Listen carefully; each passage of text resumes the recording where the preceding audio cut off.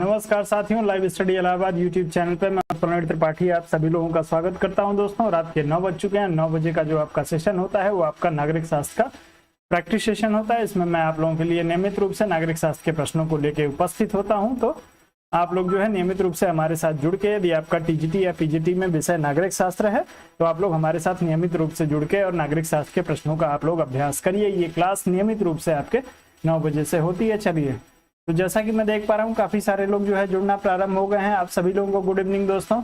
जय हिंद मोहित जी।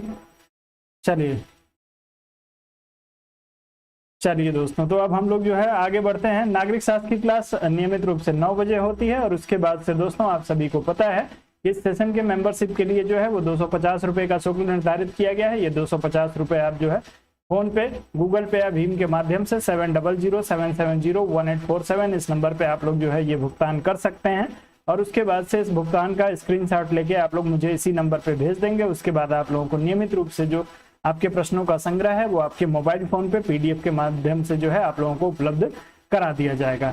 चलिए, तो इसके बाद बात करें दोस्तों, तो सुबह के 8 बजे का जो आप सभी लोगों का सेशन होता है वो आपका ज्योग्राफी का होता है। तो यदि आपका दूसरा सब्जेक्ट ज्योग्राफी है टीजीटी में या पीजीटी में, तो आप लोग जो है अपना 8 बजे हमारे साथ जुड़ के और ज्योग्राफी के प्रश्नों का भी अभ्यास कर सकते हैं। ज्योग्राफी का सेशन भी नियमित रूप से जो है वो संचालित हो रहा है। इसके बाद यदि अब बात करें दोस्तों, तो कल से आप लोगों को जो है वो राजनीतिक सिद्धांत एवं विचारकों की जो क्लास है आपके टीजीटी के लिए, वो क्लास आप लोगों की कल से स्टार्ट हो जाएगी। ये क्लास आपको live study Allahabad YouTube channel का जो मोबाइल एप्लीकेशन है उस मोबाइल एप्लीकेशन पे आप लोगों को नियमित रूप से मिलेगी। दोस्तों, इसके लिए आपको यदि कोई भी जानकारी चाहिए तो आप लोग 7007701847 इस नंबर पे हमसे संपर्क कर सकते हैं। कल से ये क्लास आप लोगों को नियमित रूप से मिलेगी।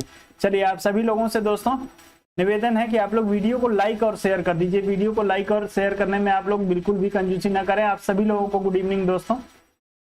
चलिए, तो सभी लोगों से निवेदन है कि आप लोग वीडियो को लाइक और शेयर कर दीजिए।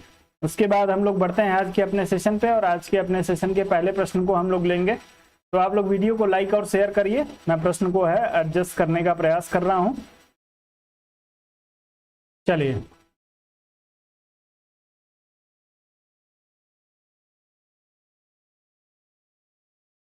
तो अब आपके सामने जो है प्रश्न जो है वो आप सभी को स्पष्ट रूप से दिखाई दे रहा होगा। आप सभी लोग जो है प्रश्न का उत्तर करने का आप लोग प्रयास करेंगे। भारत सरकार को कानूनी विषयों पर कौन परामर्श देता है? आपको दिया हुआ है दोस्तों अटॉर्नी जनरल, उच्चतम न्यायालय के मुख्य न्यायाधीश, विधि आयोग के अध्यक्ष और इनमें से कोई नहीं। चारों में से किसी एक विकल्प का आप लोग चुनाव करके तेजी से उत्तर करने का प्रयास करेंगे। शुरू के 6-7 प्रश्न जो है दोस्तों आप लोगों को बोरिंग लग सकते हैं, चूंकि प्रश्न आपसे बार बार ये पूछे जाते हैं तो मुझे कराना जो है वो जरूरी था। एक साथ करा रहा हूं तो आप लोगों को जो है थोड़ा सा क्लू मिल जाएगा। तो बिल्कुल आप लोगों का जो है अनुच्छेद के साथ उत्तर आना शुरू हो गया है। सारे लोगों का उत्तर आ रहा है। आर्टिकल 76 के तहत जो है आपके अटॉर्नी जनरल की जो है नियुक्ति होती है। आप लोग इसे अटॉर्नी जनरल को हिंदी में किस नाम से जानते हैं? आप लोग एक बार कमेंट करके बताइएगा। ए विकल्प आपका जो होगा बिल्कुल सही हो जाएगा। तेजी से लेके चलूंगा। शुरू के 5-6 प्रश्नों में आप लोगों को बहुत ही तेजी से लेके चलूंगा। चलिए, निम्नलिखित में से कौन राष्ट्रपति के प्रसाद पर्यंत अपना पद धारण करता है? आप लोगों को बताना है इसमें से कौन जो है वो राष्ट्रपति के प्रसाद पर्यंत अपना पद धारण करता है। आपको विकल्प में दिया है भारत का नियंत्रक एवं महालेखा परीक्षक, मुख्य निर्वाचन आयुक्त, लोकसभा अध्यक्ष और भारत का महान्यायवादी। चारों में से कोई एक विकल्प चुनिए और तेजी से आप लोग उत्तर करने का प्रयास करिएगा।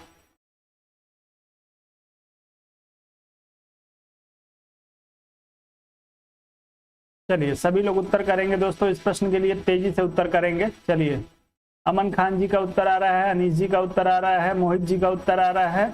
चलिए, विक्रम जी, संतोष जी, आप सभी लोग इसमें जो है भारत के महान्यायवादी की बात कर रहे हैं। तो जिस अटॉर्नी जनरल की बात मैं आप लोगों से कह रहा था वो आपके महान्यायवादी को ही जो है वो अटॉर्नी जनरल कहा जाता है। और ये जो है दोस्तों आपके राष्ट्रपति के प्रसाद पर्यंत जो है वो पद धारण करते हैं और राष्ट्रपति जो है इनको इनके पद से हटा भी सकता है। आप सभी को जो है इनके बारे में पता होगा, तो आप लोग ध्यान रखिएगा। इनके जो नियुक्ति की योग्यता होती है दोस्तों, इनकी जो नियुक्ति की जाती है वो किसके द्वारा की जाती है? ये आपके राष्ट्रपति के द्वारा की जाती है, चूंकि इसी के प्रसाद पर्यंत जो है ये पद धारण करते हैं। इनकी जो योग्यता है दोस्तों आपके हाई कोर्ट के न्यायाधीश के बराबर होनी चाहिए।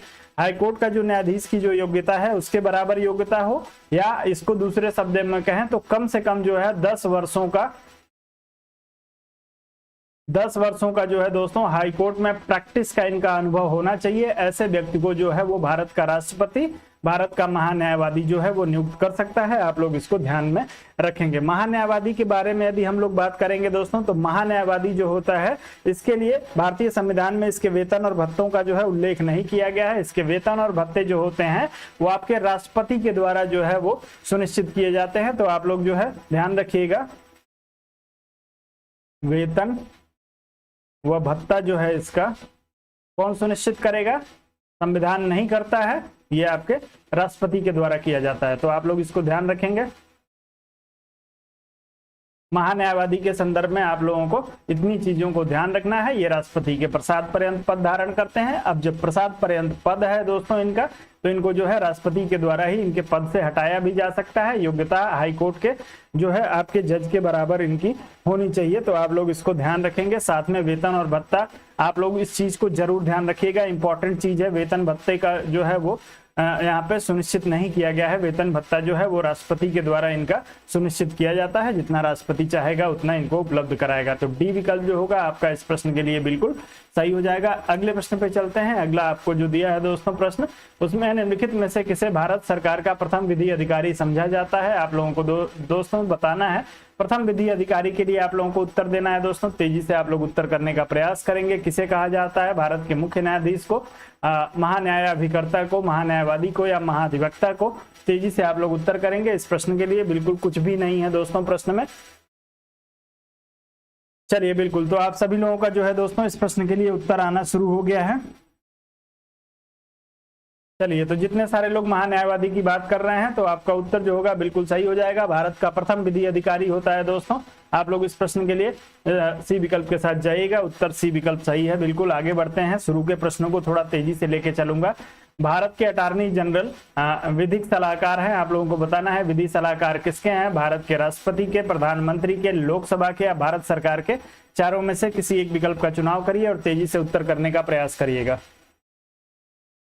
चलिए जी बिल्कुल, आर्टिकल 76 महान्यायवादी के लिए जो एक आर्टिकल है आपका। चलिए सभी लोग उत्तर करेंगे।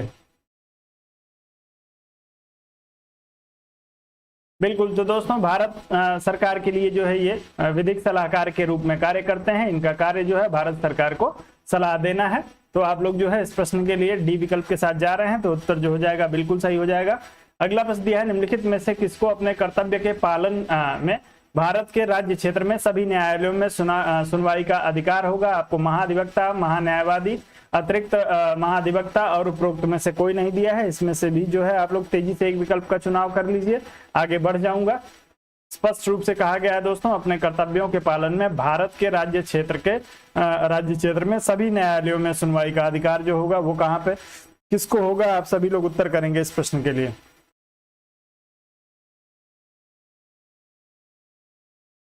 चलिए, अमन खान जी का उत्तर आ गया है, मोहित जी का उत्तर आ गया है, प्रमोद जी का। तो महान्यायवादी को दोस्तों भारत के किसी भी न्यायालय में जो है वो सुनवाई करने का अधिकार होता है। आप लोग इस में जो है इसको बी विकल्प को जरूर ध्यान रखिएगा। बस एक चीज आप लोगों को ध्यान रखना है दोस्तों कि आपके जो है महान्यायवादी को इसके जो है कार्यकाल के समाप्त के बाद जो है वो इसको प्रैक्टिस करने से या अपना कोई कार्य करने से या भारत जो है माफ करिएगा प्रैक्टिस करने से ही जो है इसको रोका नहीं जा सकता है। तो आप लोग इस चीज को ध्यान रखिएगा। आपसे जो है इसमें कोई भी प्रश्न ऐसा नहीं पूछा जाता है आपके भारत के महान्यायवादी से या आपके जो है सीएजी से जो प्रश्न आपको फंसा सके। सामान्य से प्रश्न पूछे जाते हैं। तो आपका बी विकल्प हो जाएगा। अगले प्रश्न पे चलते हैं। अगला प्रश्न आपको दिया है दोस्तों, कथन पर विचार करना है। आपको जो है 4 कथन दिए गए हैं। चारों कथन पे आप लोग जो है तेजी से विचार करने का प्रयास करिएगा। चलिए, अटॉर्नी जनरल यानी भारत के महान्यायवादी के विषय में जो है वो आप लोग चारों कथनों पे विचार करके उत्तर कर दीजिए। पहला दिया है दोस्तों, यह भारत के राष्ट्रपति द्वारा नियुक्त किया जाता है। उसे वही योग्यता होनी चाहिए जो सर्वोच्च न्यायालय के न्यायाधीश की है। और दूसरा दिया है दोस्तों, उसे संसद के किसी भी एक सदन का सदस्य होना चाहिए। संसद द्वारा महाभियोग लगाकर उसे हटाया जा सकता है। आप लोग अपना उत्तर तेजी से इस प्रश्न के लिए चुनने का प्रयास करेंगे। चलें, सभी लोग उत्तर करेंगे।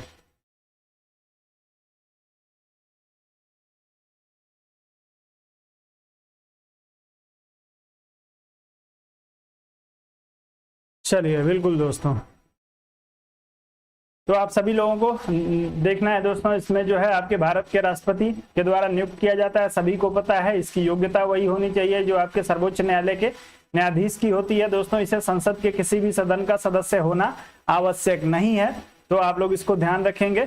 और इसमें जो है संसद द्वारा महाभियोग लगाकर इसे हटाया जा सकता है, महाभियोग लगाकर इसे नहीं हटाया जा सकता है दोस्तों। ये आपके महान्यायवादी का जो पद होता है वो राष्ट्रपति का प्रसाद पर्यंत पद होता है और राष्ट्रपति जो है इन्हें हटा सकता है। तो आपका ए विकल्प जो होगा इस प्रश्न के लिए बिल्कुल सही हो जाएगा। अगले प्रश्न पे चलते हैं। अगला प्रश्न आपको दिया है, निम्नलिखित कथनों पर विचार करिए। आप लोगों को फिर से कथन दे दिया गया है महान्यायवादी के बारे में। आपको दिया गया है लोकसभा की कार्यवाही में भाग ले सकते हैं या सकता है, लोकसभा की किसी समिति के सदस्य हो सकते हैं, लोकसभा में बोल सकते हैं, लोकसभा में मतदान कर सकते हैं। चारों में से किसी एक का चुनाव करके आप लोग तेजी से उत्तर करिए। वीडियो को थोड़ा शेयर करिए दोस्तों, आप लोग वीडियो को शेयर नहीं कर रहे हैं। चलिए उत्तर करिए। महान्यायवादी के संदर्भ में आप लोगों को जो है इस प्रश्न का, अपने प्रश्नों का चुनाव करना है। चलें,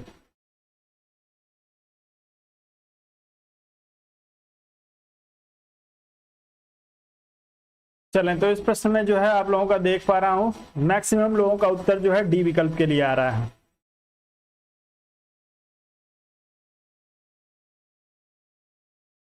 चलिए अब यहाँ पे जो है आप लोगों को दोस्तों थोड़ा सा रुक के और विचार कर लेना है, क्योंकि आप यदि डी विकल्प का चुनाव कर रहे हैं तो आप सभी लोगों का उत्तर जो है वो गलत हो रहा है। आप लोगों ने ध्यान से नहीं देखा है। लोकसभा की कार्यवाही में जो है दोस्तों भाग ले सकता है, आप लोग बिल्कुल ध्यान रखेंगे, चाहे वो लोकसभा की कार्यवाही हो उसमें जो है ये भाग ले सकते हैं, उसमें बोल सकते हैं, सिर्फ जो है मतदान नहीं कर सकते हैं। क्योंकि लोकसभा में जो है दोस्तों या संसद के दोनों सदनों में कोई भी अधिकृत व्यक्ति जो है वो बोल सकता है, जो है अपना विचार रख सकता है, लेकिन दोस्तों उसकी मतदान की क्रिया में जो है वो भाग नहीं ले सकता है यदि वो जो लोकसभा और राज्यसभा का सदस्य नहीं है। तो चूंकि ये लोग लोकसभा और राज्यसभा के सदस्य नहीं होते हैं, इसलिए मतदान की क्रिया में भाग नहीं ले सकते हैं। आप लोग इसको ध्यान रखेंगे। लोकसभा की कार्यवाही में ये भाग ले सकते हैं बिल्कुल। लोकसभा की किसी भी समिति में जो है दोस्तों इनको अपॉइंट किया जा सकता है, लोकसभा की किसी भी समिति के साथ जो है ये लोग जुड़ सकते हैं, इसमें कहीं कोई समस्या नहीं है। यदि ये जो है ये आपका बिल्कुल सही दिया हुआ है, लोकसभा में जो है वो लोकसभा में बोल सकते हैं। जी बिल्कुल, लोकसभा में ये जो है आपके बोल भी सकते हैं। तो आप लोग जी नहीं, वीडियो रुकी नहीं है, लोकसभा में सिर्फ मतदान नहीं कर सकते हैं दोस्तों। तो आप लोग इसमें जो है इसको ध्यान रखेंगे। 1, 2, 3 आपका विकल्प जो है सी विकल्प के लिए आप लोगों का उत्तर जो होगा सही हो जाएगा। जल्दीबाजी में आप लोग जो है बिल्कुल भी घबराने का जो है कार्य बिल्कुल नहीं करेंगे। आप लोग ध्यान रखेंगे, महान्यायवादी जो है दोस्तों आपके किसी भी सदन में बोल सकता है। चलें, जो है दोस्तों उसमें बोल सकता है, कार्यवाही में भाग ले सकता है, सिर्फ मतदान नहीं करेगा दोस्तों। किसी भी समिति के साथ उसको जोड़ा जा सकता है, किसी भी समिति में उसको सदस्य बनाया जा सकता है। तो आप लोग इसको ध्यान रखेंगे, सी विकल्प के साथ उत्तर सही होगा। आगे बढ़ते हैं, अगले प्रश्न पे चलेंगे। अगला दिया है सॉलिसिटर जनरल निम्न में से क्या होता है, आप लोगों को बताना है दोस्तों। सॉलिसिटर जनरल निम्न में से क्या होता है? सरकारी अधिवक्ता होता है, राष्ट्रपति का कानूनी अधिकारी होता है, कानूनी सलाहकार होता है, या प्रशासनिक अधिकारी होता है। सॉलिसिटर जनरल के लिए आप लोग जो है अपना उत्तर करेंगे तेजी से। चलें,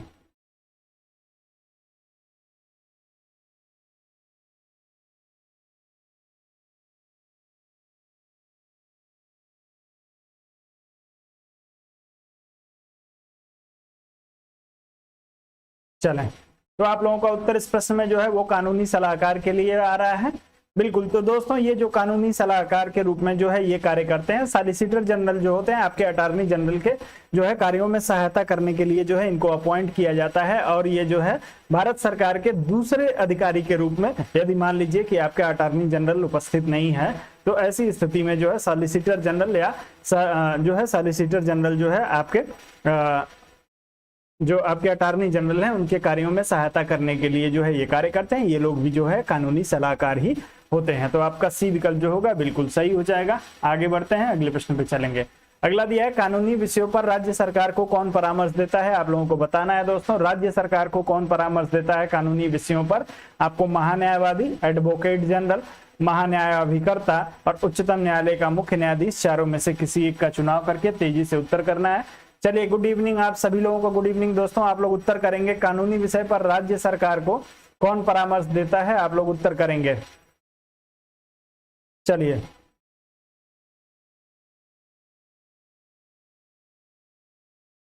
अनुच्छेद सहित बताइए आप लोग।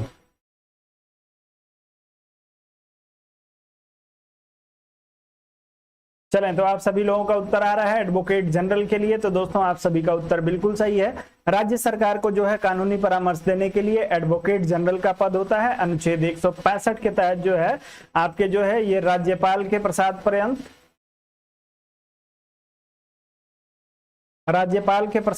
जो है ये अपना पद धारण करते हैं।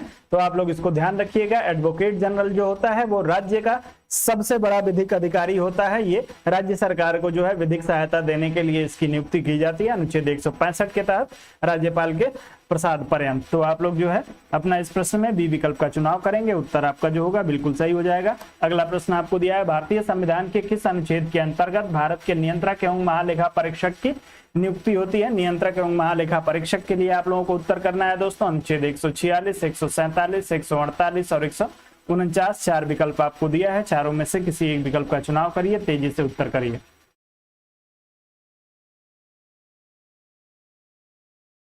चलें, सभी लोग उत्तर करेंगे दोस्तों। तेजी से आप सभी लोगों का उत्तर आना शुरू हो गया इस प्रश्न के लिए। बिल्कुल सही उत्तर आ रहा है। जो लोग इसमें अनुच्छेद 148 की बात कर रहे हैं उन सभी का उत्तर जो होगा बिल्कुल सही हो जाएगा। अनुच्छेद 148 के तहत जो है आपके नियंत्रक एवं महालेखा परीक्षक की नियुक्ति होती है। इसे आप लोग शॉर्ट फॉर्म में जो है सीएजी के नाम से भी आप लोग जानते हैं। तो आप लोग इसको ध्यान रखेंगे दोस्तों। यदि सीएजी की बात की जाए तो ये जो है आपके अनुच्छेद 148 के तहत जो है इनको अपॉइंट किया जाता है। इनको अपॉइंट कौन करता है दोस्तों? इनको अपॉइंट जो करता है आपके राष्ट्रपति करते हैं। राष्ट्रपति के द्वारा जो है इनको अपॉइंट किया जाता है दोस्तों।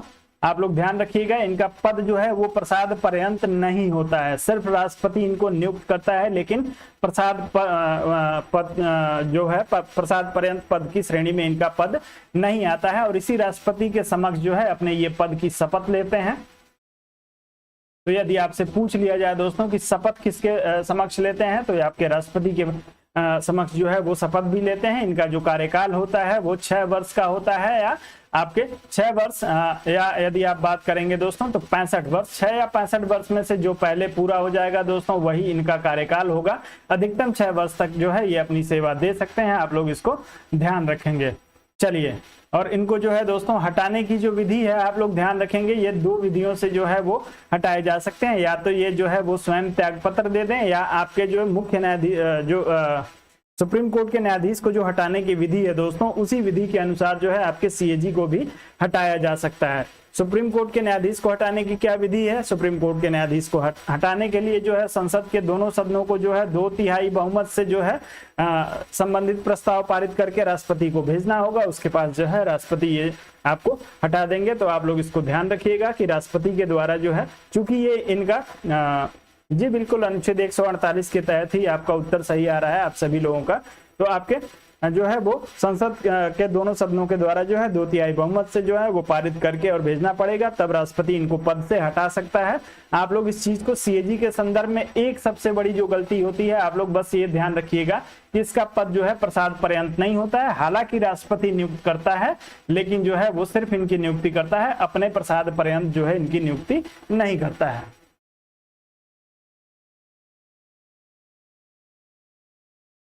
सरोज जी क्या है सर? 62 65 वर्ष है दोस्त, 62 वर्ष नहीं है, 65 वर्ष है।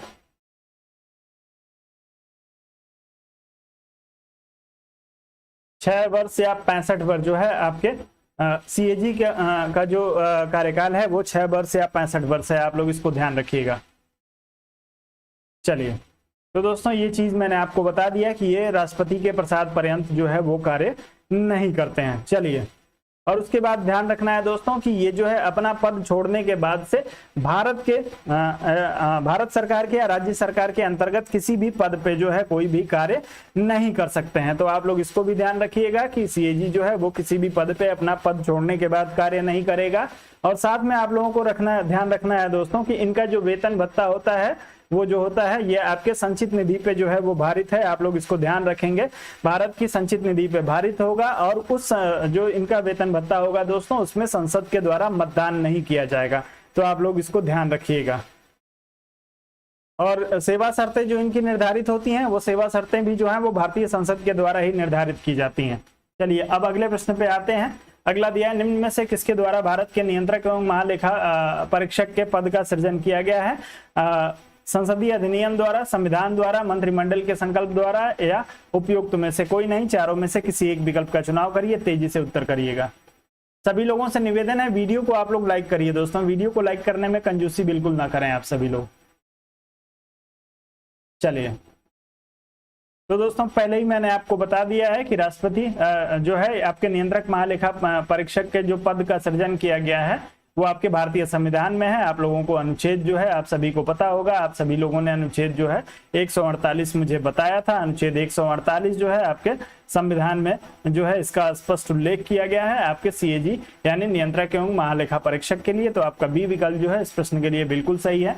आगे बढ़ते हैं। अगला प्रश्न दिया है, भारत के नियंत्रक एवं महालेखा परीक्षक के पद पर नियुक्ति का कार्यकाल होता है। आप सभी लोगों को पता है दोस्तों, भारत के जो सीएजी है दोस्तों, इनके नियुक्ति का जो कार्यकाल होता है, नियुक्त होने की तिथि से जो है ये 6 वर्ष तक या आपके 65 वर्ष तक जो है ये कार्य कर सकते हैं। तो 6 वर्ष या 65 वर्ष का समय इनके लिए होता है। आप लोग इस प्रश्न में भी सी विकल्प का चुनाव करेंगे, आपका उत्तर सही हो जाएगा। अगले प्रश्न पे चलेंगे।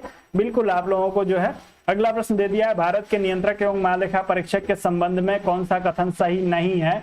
आपको सही नहीं है कथन का चुनाव करना है। आपको दिया है, इनकी नियुक्ति राष्ट्रपति द्वारा की जाती है, इनका वेतन सर्वोच्च न्यायालय के न्यायमूर्ति के समान होता है।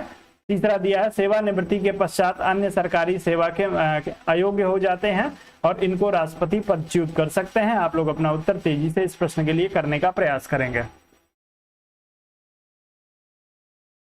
जी बिल्कुल निःशुल्क है, लाइक और शेयर जो है आप लोगों के लिए बिल्कुल निःशुल्क है। आप लोग लाइक और शेयर दबा के करिए।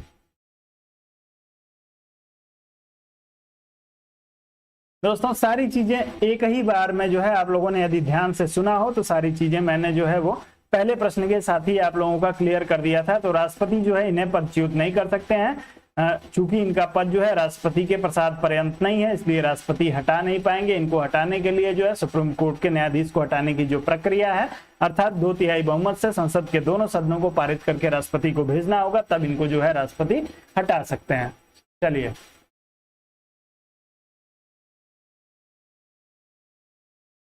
हर्ष तो बनता है दोस्तों, लेकिन जो है ना कहूं तो आप लोग करते भी नहीं हैं। चलिए अगला प्रश्न जो है दोस्तों थोड़ा सा बड़ा प्रकृति का दिख रहा है, देखने में बड़ा लग रहा है। आप सभी लोग जो है पढ़ेंगे और अपना उत्तर करने का प्रयास करेंगे इस प्रश्न के लिए। चलिए दिया है दोस्तों, निम्नलिखित कर्तव्यों में से कौन से एक भारत के नियंत्रक एवं महालेखा परीक्षक द्वारा पालन नहीं किया जाता? आप लोगों को बताना है दोस्तों कौन सा इसमें से जो है वो पालन नहीं किया जाता है। आप सभी लोग अपना उत्तर करने का प्रयास करेंगे। मोहित जी एक बार अपनी वीडियो को जो है आप रिफ्रेश कर लीजिए, आप जो है वो काफी पीछे चल रहे हैं। चलिए पहला दिया है दोस्तों, भारत की संचित निधि से होने वाले सभी व्ययों का लेखा परीक्षण करना और उसके संबंध में प्रतिवेदन प्रस्तुत करना। क्या ये नियंत्रक महालेखा परीक्षक का कार्य है?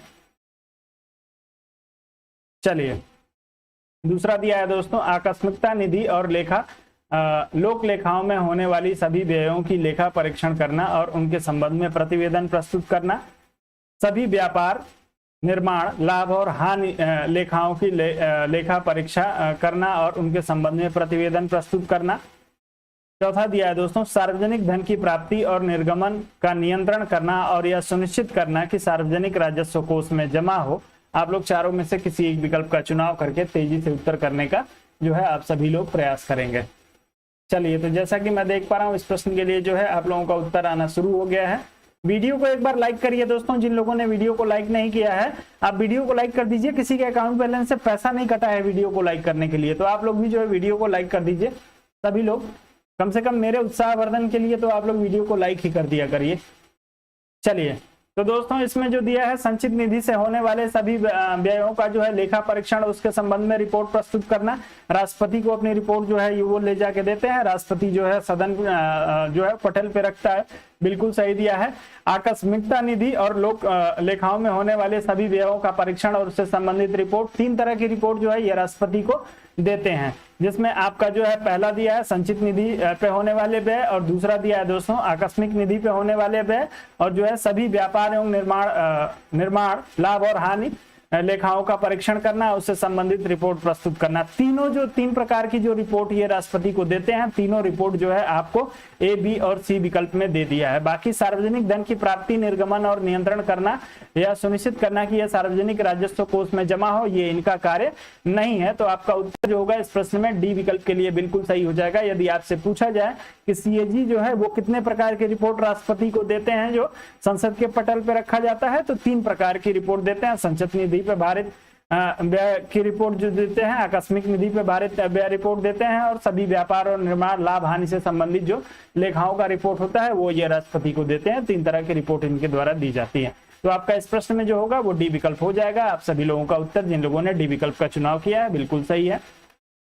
अगला प्रश्न दिया है, नियंत्रक एवं महालेखा परीक्षक की टीका टिप्पणी पर उचित कार्यवाही करने की अंतिम जिम्मेदारी है किसकी है दोस्तों? जो आपके नियंत्रक एवं महालेखा परीक्षक हैं, ये जो टीका टिप्पणी करते हैं उस पे जो है अंतिम कार्यवाही करने की शक्ति किसके पास है? भारत के राष्ट्रपति, सर्वोच्च न्यायालय की, संसद की, या आपके राष्ट्रीय विकास परिषद की। चारों में से किसी एक का चुनाव करके तेजी से आप लोग उत्तर करने का प्रयास करिए इस प्रश्न के लिए। इस प्रश्न के लिए आपका समय जो है वो शुरू हो गया है। चलिए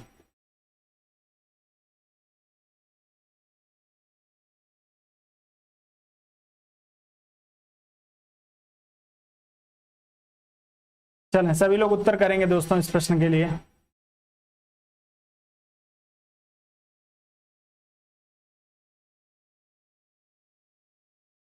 चलें, बी विकल्प के लिए उत्तर आ रहा है, कुछ लोगों का सी विकल्प के लिए उत्तर आ रहा है दोस्तों। चलिए दोस्तों, तो नियंत्रक महालेखा परीक्षक की जो रिपोर्ट होती है दोस्तों, उस पर जो टीका टिप्पणी होती है उस सभी पे जो है वो जो भी सुझाव नियंत्रक महालेखा परीक्षक देता है, इसमें दिया है नियंत्रक लेखा परीक्षक की टिप्पणी पर उचित कार्यवाही करने की जिम्मेदारी।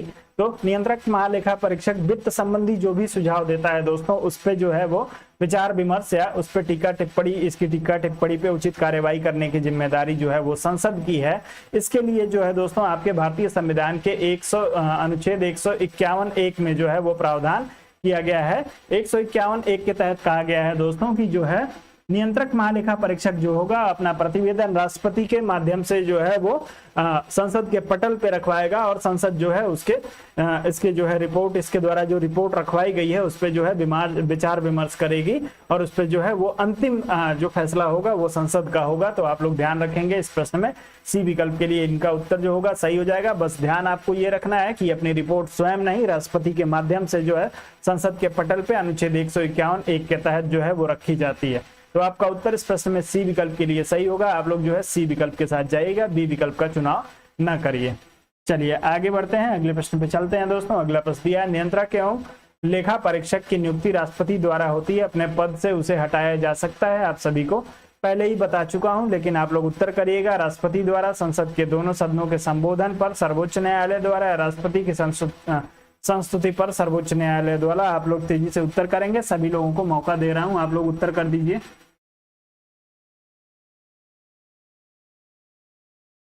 चलें,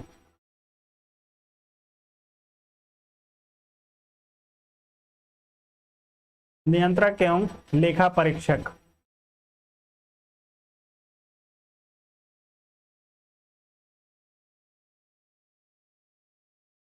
चलिए दोस्तों, तो दोस्तों इस प्रश्न में काफी सारे लोगों ने जो है वो फिर से गलती की है। यदि आप शुरू से सेशन देख रहे हैं तो 2 बार बता चुका हूं, फिर से बता रहा हूं, आप लोग ध्यान रखिएगा। संसद के दोनों सदनों के संबोधन के माध्यम से जो है आपके नियंत्रक एवं महालेखा परीक्षक का जो पद होता है दोस्तों, वो राष्ट्रपति के प्रसाद पर्यंत नहीं होता है। आप लोगों को इसको ध्यान रखना है। इसका जो पद होता है मात्र इसको राष्ट्रपति नियुक्त करता है। इसके हटाने के लिए जो है आपके सर्वोच्च न्यायालय के, सुप्रीम कोर्ट के न्यायाधीश को हटाने की जो प्रक्रिया है, उसी प्रक्रिया से जो है आपके सीएजी को भी इसके पद से हटाया जा सकता है। इसके कार्यकाल से पहले या तो ये त्याग पत्र दे दें, या इनको जो है उसी प्रक्रिया से, जिससे जो है सर्वोच्च न्यायालय के न्यायाधीश को हटाया जाएगा, उसी प्रक्रिया का अनुपालन इनको हटाने में भी किया जाएगा। उसमें जो है दोस्तों आप सभी को पता है कि विशेष बहुमत से जो है वो आपके संसद के दोनों सदनों के द्वारा जो है वो पारित जो है अनुज्ञप्ति के माध्यम से ही जो है इनको हटाया जा सकता है। आपका उत्तर इस प्रश्न में बी विकल्प के लिए सही होगा। बार बार कह रहा हूं कि राष्ट्रपति के प्रसाद पर्यंत पद नहीं होता है, राष्ट्रपति सिर्फ अपॉइंट करता है, आप लोग ध्यान रखिएगा। उत्तर बी विकल्प के लिए सही होगा। आगे बढ़ते हैं, अगले प्रश्न पे चलेंगे। अगला दिया है, भारत का नियंत्रक एवं महालेखाकार निम्नलिखित में से एक मित्र एवं मार्गदर्शक होता है। किसका मित्र एवं मार्गदर्शक होता है दोस्तों? आपको दिया है प्रवर समिति, प्राक्कलन समिति, प्रधानमंत्री या लोक लेखा समिति। चारों में से किसका होता है? आप सभी लोग उत्तर करेंगे इस प्रश्न के लिए। नियंत्रक महालेखा परीक्षक को जो है वो किसका मित्र एवं मार्गदर्शक कहा जाता है? किसके मित्र और मार्गदर्शक के रूप में ये कार्य करते हैं? आप सभी लोग बताएंगे।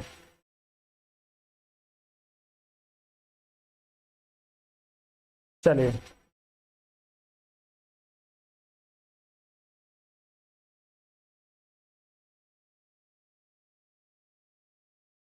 तो आपका उत्तर जो है लोक लेखा समिति के लिए आ रहा है दोस्तों। लोक लेखा समिति की जो कार्यवाही होती है उसमें मध्यस्थ के रूप में जो है वो आपके नियंत्रक महालेखा परीक्षक के द्वारा कार्य किया जाता है। तो ये मध्यस्थता की भूमिका निभाते हैं, इसलिए जो इनको मित्र और मार्गदर्शक कहा जाता है। आपका उत्तर इस प्रश्न में डी विकल्प के लिए जो है बिल्कुल सही हो जाएगा। आप लोग डी विकल्प की बात कर रहे हैं। तो अगले प्रश्न पे चलते हैं। अगला दिया है 1971 का संशोधन महालेखा नियंत्रक के कर्तव्य, शक्ति और सेवा स्थिति अधिनियम लेखांकन और लेखा परीक्षण को पृथक करता है और सीएजी को लेखों की तैयारी के उत्तरदायित्व से मुक्त कर देता है। यह संशोधन किया गया था। आप सभी को पता है दोस्तों कि सीएजी जो होता है वो आपके लेखा परीक्षक के रूप में कार्य नहीं करता है। हालांकि उसके नाम में लेखा परीक्षक जुड़ा हुआ है, लेकिन लेखा परीक्षक के रूप में कार्य नहीं करता है। ये जो है 1971 में संशोधन किया गया था।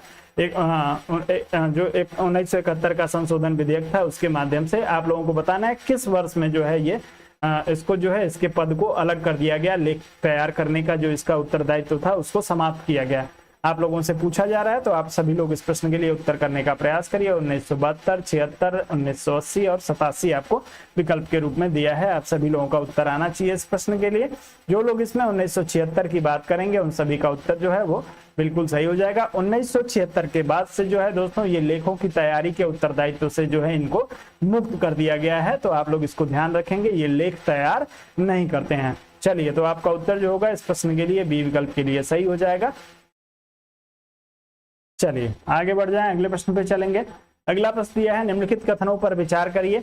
दो कथन दिया है दोस्तों। पहला दिया है, भारत में राज्य के महाधिवक्ता की नियुक्ति भारत के राष्ट्रपति द्वारा संबंधित राज्य के राज्यपाल की अनुशंसा पर की जाती है।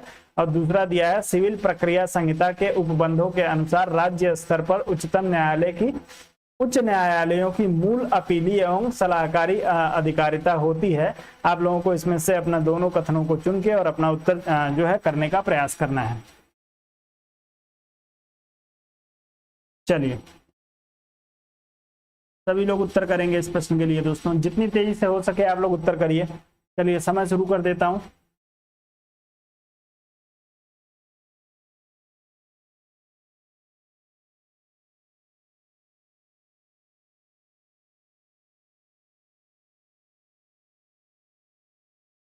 चलें, सब लोग उत्तर करेंगे दोस्तों इस प्रश्न के लिए, सब लोग उत्तर करेंगे।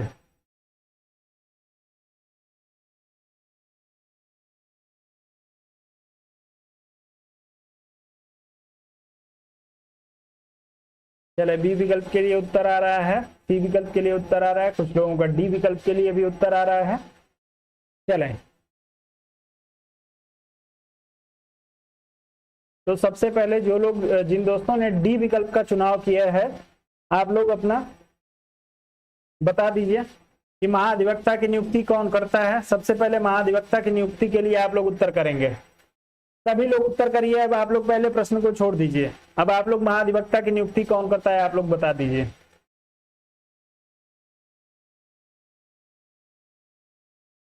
राज्य के महाधिवक्ता की नियुक्ति कौन करता है आप सभी लोगों को दोस्तों यहाँ पे दिया हुआ है। राज्य के महाधिवक्ता की नियुक्ति कौन करेगा? तो दोस्तों राज्य के महाधिवक्ता की जो नियुक्ति है वो राज्यपाल के द्वारा की जाती है। बिल्कुल सही उत्तर आया है अमन खान जी का, राज्यपाल। चलिए, अब दूसरे स्टेटमेंट में दिया है, सिविल प्रक्रिया संहिता के उपबंधों के अनुसार राज्य स्तर पर उच्च न्यायालयों की मूल, अपीलीय तथा सलाहकारी अधिकारिता होती है। इसमें जो है आप लोग एक बार कमेंट करके बताएंगे कि इसमें क्या गलत दिया हुआ है। चलिए, अमन खान जी ने जो है वो एससी दिया होता तो बात कर रहे हैं। चलिए, बिल्कुल। तो दोस्तों, आप सभी को पता है कि जो है वो सलाहकारी भूमिका जो होती है, वो सलाह देने की जो भूमिका होती है दोस्तों, या सलाह देने की जो जिम्मेदारी होती है, वो आपके सुप्रीम कोर्ट की होती है। अनुच्छेद 143 के तहत जो है वो राष्ट्रपति के द्वारा जो है वो सलाह सुप्रीम कोर्ट से मांगा जा सकता है। जो है ऐसा प्रावधान राज्यों में गवर्नर के लिए नहीं किया गया है। तो आप लोग ध्यान रखेंगे कि जो आपके राज्यों का हाई कोर्ट है, ये आपके सिर्फ मूल और अपीलीय क्षेत्राधिकार इनके अंतर्गत आता है, सलाहकारी क्षेत्राधिकार इनका नहीं होगा। इसलिए जो है दोस्तों, पहला भी स्टेटमेंट गलत है और दूसरा भी स्टेटमेंट गलत है। तो दोनों हो जाएगा आपका, न तो एक और न तो दो। आप लोग इस प्रश्न में जो है वो डी विकल्प के साथ जाएंगे। उम्मीद करता हूं कि आप लोगों को जो है क्लियर हो गया होगा। अभी भी कोई कंफ्यूजन है इस प्रश्न को लेके तो आप लोग बता दीजिए, क्लियर कर दूंगा उसको। है किसी को कोई कंफ्यूजन? सभी लोग बताएंगे कमेंट करके।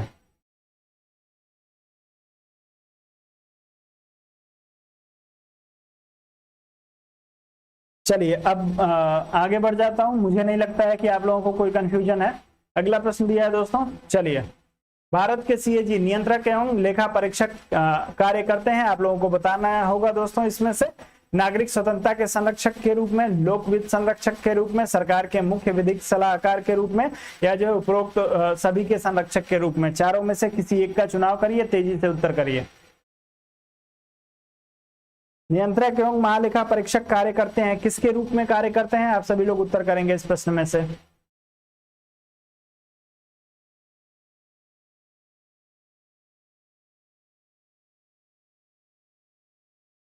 चलिए,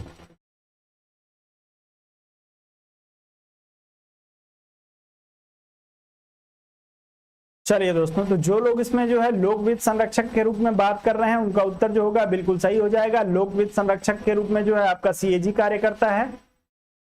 नागरिक स्वतंत्रता के संरक्षक के रूप में कौन कार्य करता है दोस्तों? आप लोगों को कई बार बता चुका हूं, आपके एससी और आपके एचसी, यानी जो है सुप्रीम कोर्ट और हाई कोर्ट के द्वारा जो है नागरिक स्वतंत्रता के संरक्षक के रूप में कार्य किया जाता है। कई बार मैंने आपको बताया है, अनुच्छेद 32 और जो है आपको 226।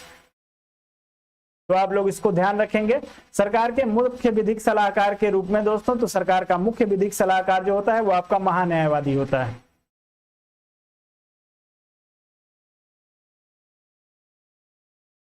तो आप लोग इसको ध्यान रखिएगा। तो आपके चौथे विकल्प पे विचार करने की जरूरत ही नहीं है। तीसरा विकल्प जो होगा आपका बिल्कुल सही हो जाएगा। तो नागरिक स्वतंत्रता के संरक्षक के रूप में सुप्रीम कोर्ट और हाई कोर्ट आपके अनुच्छेद 226 और अनुच्छेद 32 के तहत आप सभी को बताया है। इसके माध्यम से जो अनुच्छेद 32 के तहत सुप्रीम कोर्ट और 226 के माध्यम से जो है वो हाई कोर्ट रिट जारी कर सकता है नागरिक अधिकार की सुरक्षा के लिए। बाकी लोक वित्त के संरक्षण के रूप में जो है आपका सीएजी कार्य करता है और महान्यायवादी जो है विधिक सलाहकार के रूप में कार्य करता है। तो आपको इसको ध्यान रखना है। आगे बढ़ जाते हैं, अगले प्रश्न पे चलेंगे। अगला दिया, निम्नलिखित में से कौन सा विकल्प गलत है? गलत विकल्प का चुनाव करना है आपको। पहले आप लोग पढ़ लीजिएगा। लोक वित्त सरकार के वित्तीय क्रियाकलापों का अध्ययन है, इसके अंतर्गत आते हैं।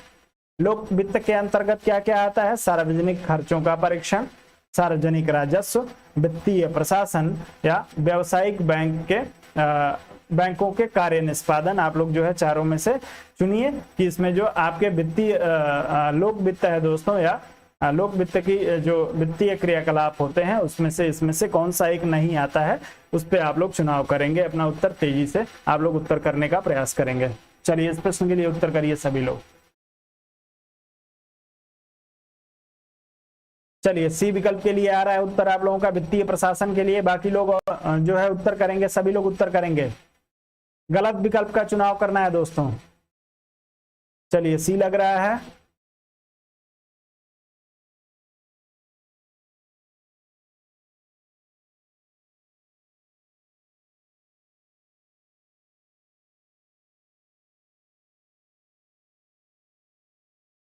चलिए, अब सी लग गया है। सी विकल्प का यदि चुनाव एक लोगों ने कर दिया है तो सब लोग सी विकल्प का ही चुनाव कर रहे हैं। चलें, मैक्सिमम लोगों ने सी विकल्प का चुनाव किया है, कुछ एक लोगों ने डी विकल्प का चुनाव किया है दोस्तों। तो मैंने आपको बताया था कि जो आपके जो सीएजी के द्वारा 3 तरह की रिपोर्ट रखी जाती है, बार बार मैंने आपको क्लियर किया था, 3 तरह की जो है वो रिपोर्ट राष्ट्रपति को सौंपी जाती है। अनुच्छेद 151(1) के तहत आप लोगों को बताया था मैंने कि अनुच्छेद 151(1) के तहत जो है वो 3 तरह की रिपोर्ट राष्ट्रपति को सौंपता है। कौन?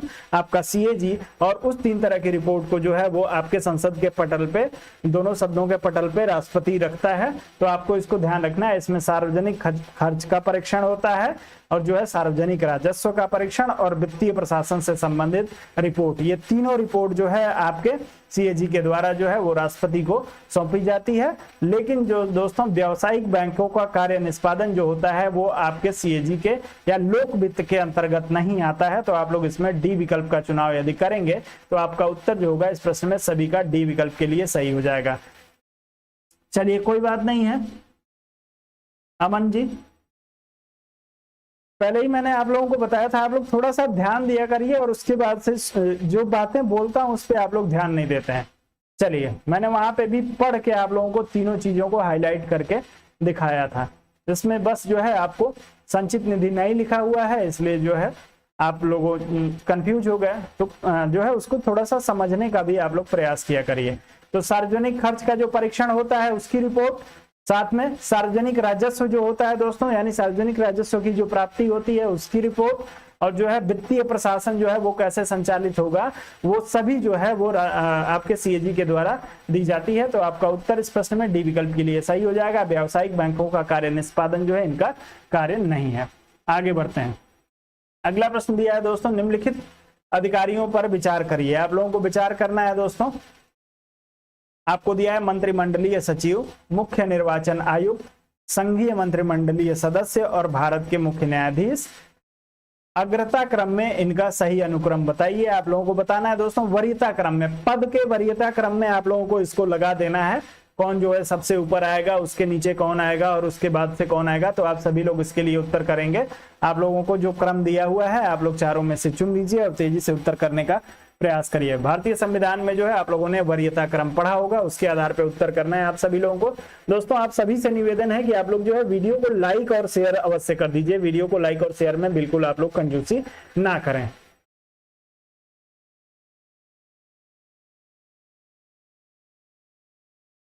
चलिए, बी विकल्प के उत्तर आ रहा है इस प्रश्न में, सी विकल्प के लिए उत्तर आ रहा है इस प्रश्न में। प्रमोद जी ने जो है एक्स विकल्प का चुनाव किया है। चलिए चलिए, बी विकल्प का भी चुनाव, मैक्सिमम लोग जो है इस प्रश्न में बी विकल्प का चुनाव कर रहे हैं। तो आपको दिया है दोस्तों मंत्रिमंडलीय सचिव, मुख्य निर्वाचन आयुक्त, संघीय मंत्रिमंडल का सदस्य और जो आपके है राज्य के जो है वो भारत के मुख्य न्यायाधीश। तो वरीयता क्रम में जो है दोस्तों भारत का मुख्य न्यायाधीश जो होगा वो सबसे ऊपर आएगा। मुख्य न्यायाधीश के बाद से जो दूसरे नंबर पे आते हैं दोस्तों आपके कैबिनेट के जो सदस्य होते हैं वो आते हैं।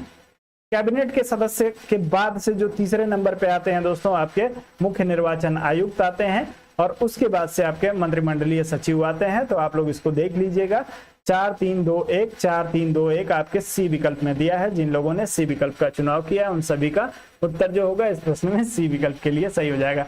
चलिए प्रमोद जी, कोई बात नहीं है, मजाक कर रहा था मैं। चलिए, तो आप लोग सी विकल्प का चुनाव करेंगे। सबसे ऊपर जो है वरीयता क्रम में आपके इन चारों में आपका मुख्य न्यायाधीश आएगा, उसके बाद से संघीय मंत्रिमंडल का सदस्य यानी कैबिनेट का सदस्य आएगा और उसके बाद से जो है मुख्य निर्वाचन आयुक्त और मंत्रिमंडलीय सचिव। तो आप लोग इसको ध्यान रखिएगा। अभी एक आध और प्रश्न है, उसके बाद इसको क्लियर करता हूं मैं आप लोगों के लिए। चलिए, अगला प्रश्न दिया है, भारत सरकार की प्रथमता सारणी में मुख्य न्यायाधीश के ऊपर कौन आता है। अब आप लोग बताएंगे दोस्तों मुख्य न्यायाधीश के ऊपर कौन आता है। महान्यायवादी, भारत का महान्यायवादी, भूतपूर्व राष्ट्रपति, चीफ ऑफ स्टाफ और लोकसभा का अध्यक्ष। आप लोग अपना उत्तर करेंगे इस प्रश्न के लिए। नीचे से मैंने आप लोगों को जो है वो वरीयता क्रम मैंने आपको स्पष्ट किया था, आप लोगों ने यदि वहां पे ध्यान दिया हो तो अब यहाँ से करते हैं। आपको मुख्य न्यायाधीश से जो है ऊपर बताना है दोस्तों कि मुख्य न्यायाधीश से ऊपर वरीयता क्रम में कौन आता है। सभी लोग उत्तर करेंगे इस प्रश्न के लिए।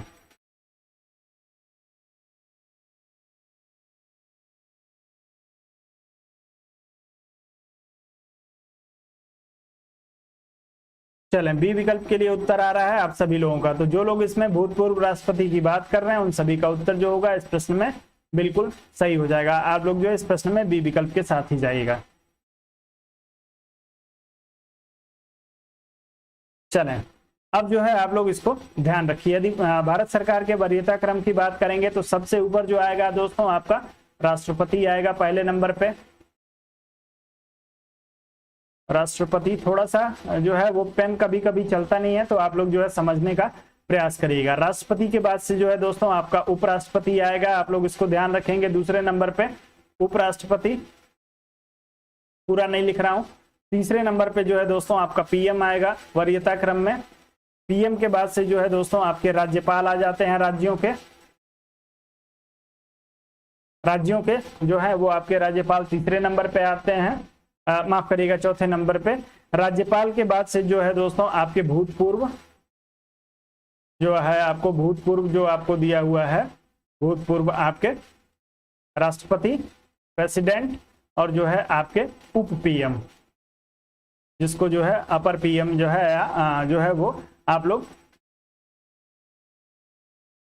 चलिए बस बोल ही देता हूं। तो आपके जो है वो भूतपूर्व राष्ट्रपति जो है और उप मुख्यमंत्री का जो पद है वो आपके 5वें नंबर पे आता है, तो इसको आप लोग इसको ध्यान रखेंगे। और उसके बाद से 6वें नंबर की यदि बात करेंगे तो भारत का जो मुख्य न्यायाधीश है और लोकसभा अध्यक्ष और भारत का मुख्य न्यायाधीश एक क्रम पे आता है। उसके बाद से पिछले प्रश्न में मैंने आप लोगों को क्रम बता दिया था, तो आप लोग इसको ध्यान रखेंगे। आपका उत्तर इस प्रश्न में जो होगा वो बी विकल्प के लिए सही हो जाएगा। आगे बढ़ते हैं। अगला प्रश्न दिया है दोस्तों, भारत सरकार में सबसे ऊंचे पद का सिविलियन अधिकारी है। आपको बताना है दोस्तों भारत सरकार का सबसे ऊंचे पद का सिविलियन अधिकारी कौन होता है। आपको गृह सचिव, रक्षा सचिव, मंत्रिमंडलीय सचिव और दिल्ली का उपराज्यपाल दिया है। चारों में से किसी एक का चुनाव करके तेजी से आप लोग उत्तर करिएगा।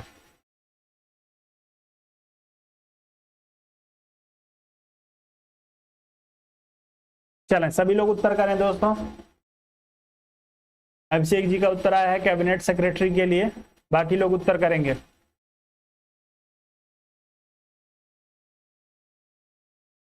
सभी लोग उत्तर करें दोस्तों, इतना समय ना लीजिए आप लोग।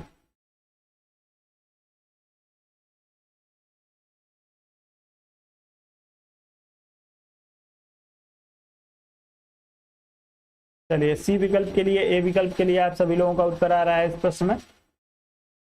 तो दोस्तों जो आपका सिविलियन अधिकारी है वो भारत सरकार का सबसे ऊंचा जो सिविलियन अधिकारी होता है वो आपका मंत्रिमंडलीय सचिव होता है।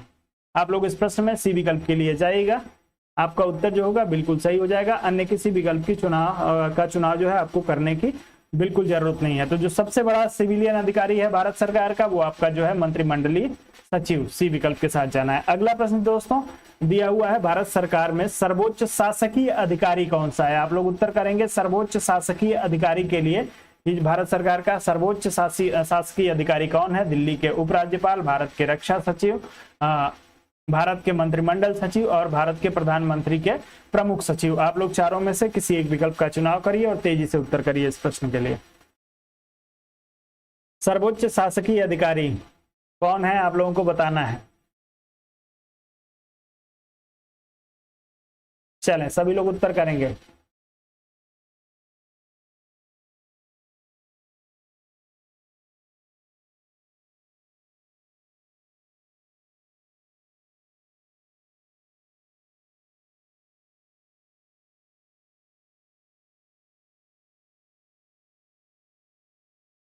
अभी एक प्रश्न पहले आप लोगों ने किया था दोस्तों, सिविलियन अधिकारी।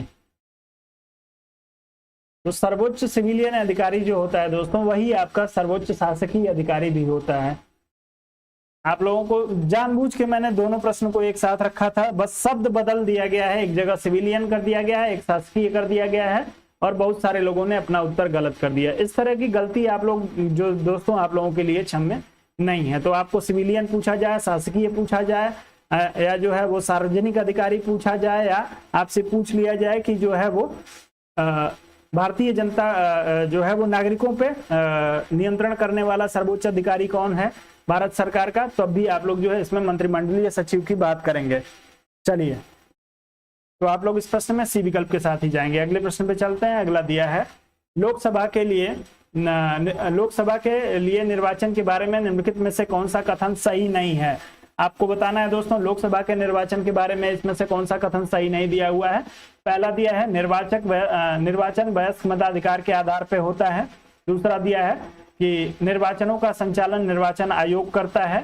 तीसरा दिया है कि निर्वाचनों के लिए मतदाताओं की सूची को राष्ट्रपति के निर्देशन और नियंत्रण में तैयार किया जाता है। चौथा दिया है निर्वाचन आयोग के अनुरोध पर राष्ट्रपति निर्वाचन आयोग को उनके कार्यों के निर्वहन के लिए आवश्यक कर्मचारी वृंद उपलब्ध कराते हैं। आप लोग चारों को पढ़िए और तेजी से उत्तर करिए इस प्रश्न के लिए।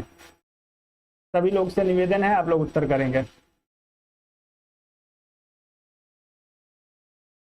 चलिए सी विकल्प के लिए उत्तर आया है कुछ दोस्तों का, बाकी लोग भी उत्तर करें सभी लोग।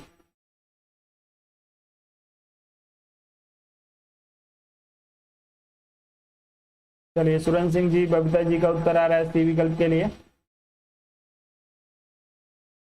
चलें तो दोस्तों सी विकल्प में दिया है कि निर्वाचनों के लिए मतदाताओं की सूची को राष्ट्रपति के निर्देशन और नियंत्रण में तैयार किया जाता है। जी नहीं, राष्ट्रपति के निर्देशन और नियंत्रण में नहीं तैयार होता है। ये आपके चुनाव आयोग के निर्देशन और नियंत्रण में इसको सूची को तैयार किया जाता है। तो आप लोग एक बार जो है आप सभी लोग ध्यान रखिएगा। चुनाव आयोग का जो उपबंध है वो किस अनुच्छेद में, अनुच्छेद आप लोग बता दीजिए तेजी से चुनाव आयोग के लिए। मैं इस प्रश्न में आपका सी विकल्प जो होगा बिल्कुल सही हो जाएगा। मतदाताओं की जो सूची है ये आपके चुनाव आयोग का कार्य है।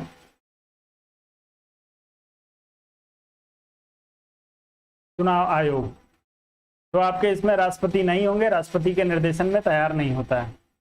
चलिए बिल्कुल मोहित जी का उत्तर आ गया है दोस्तों 324 के लिए। बिल्कुल आगे बढ़ जाते हैं दोस्तों और अगले प्रश्न पे चलते हैं। अगला प्रश्न दिया है दोस्तों लोकसभा चुनाव का कोई प्रत्याशी अपनी जमानत खो देता है यदि उसे प्राप्त न हो सके। लोकसभा का कोई भी प्रत्याशी अपनी जमानत राशि कब खोएगा दोस्तों, आप लोगों को बताना है। वैध मतों का यदि 1/3% प्राप्त ना हो, वैध मतों का 1/4% प्राप्त ना हो, वैध मतों का 1/5% प्राप्त ना हो, या उपरोक्त में से कोई नहीं। यदि आप उपरोक्त में से कोई नहीं विकल्प का चुनाव करते हैं तो उसके लिए आप लोग जो है एग्जैक्ट डेटा बताने का प्रयास करिएगा। चलिए मोहित जी का उत्तर 1/6 के लिए आ रहा है। लाल बहादुर जी का उत्तर जो है इस प्रश्न में 1/6 के लिए आ रहा है। सभी लोग उत्तर करें दोस्तों।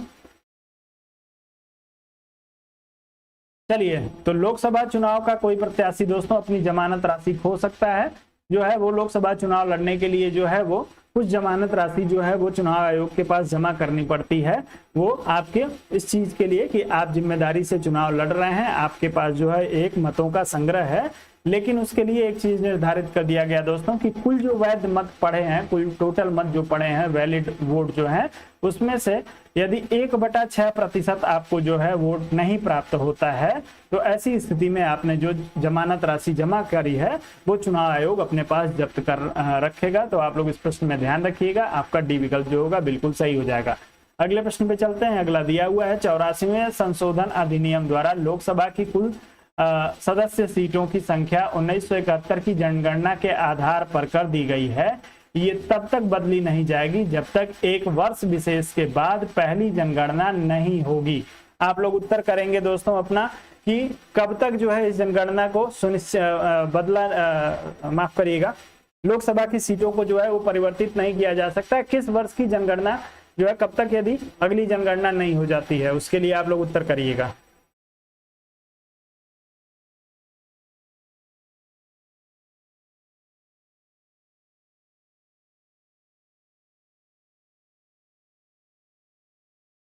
चलिए तो इस प्रश्न में आप लोगों का उत्तर जो है आ रहा है 2026 के लिए। बिल्कुल 2026 के लिए जो है वो जो है इसको सुनिश्चित कर दिया गया है। 2026 तक इसमें कोई परिवर्तन नहीं हो सकता है।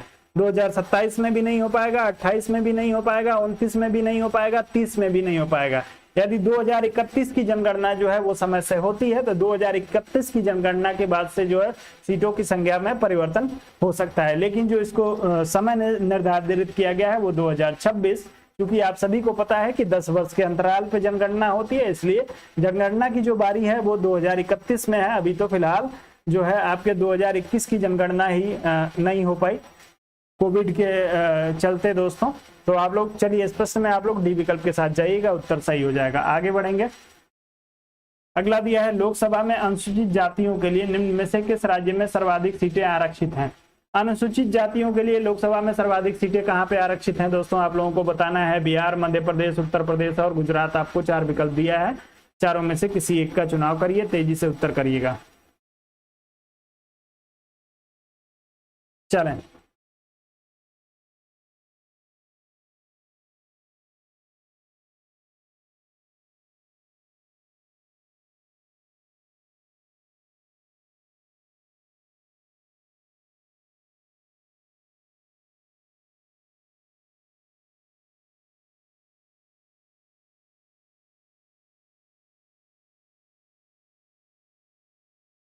चलें सभी लोग उत्तर करिए इस प्रश्न में। आपसे दोस्तों इसमें अनुसूचित जातियों के लिए पूछा गया है। अनुसूचित जातियों की सर्वाधिक संख्या जो है आपके मध्य प्रदेश में है, और मध्य प्रदेश में जो है वो अनुसूचित जातियों के लिए सर्वाधिक सीटें कितनी, 6 सीटें जो है वो आरक्षित की गई हैं। तो आपको ध्यान रखना है, इस प्रश्न में आपका सी विकल्प जो होगा वो बिल्कुल सही हो जाएगा। आपके उत्तर प्रदेश में जो है दोस्तों एक भी सीट आरक्षित नहीं है, आप लोग इस चीज को ध्यान रखिएगा। मध्य प्रदेश में आपके 6 सीटों को जो है वो आरक्षित किया गया है। चलें,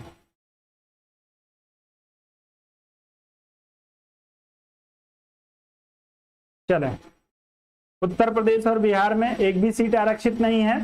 दूसरे नंबर पे आपका गुजरात आता है दोस्तों, जहां पे 4 सीटें आरक्षित हैं। तो आप लोग ध्यान रखेंगे, अनुसूचित जातियों को लिखा हुआ है, आप लोग जो है इस प्रश्न में सी विकल्प का चुनाव करिएगा।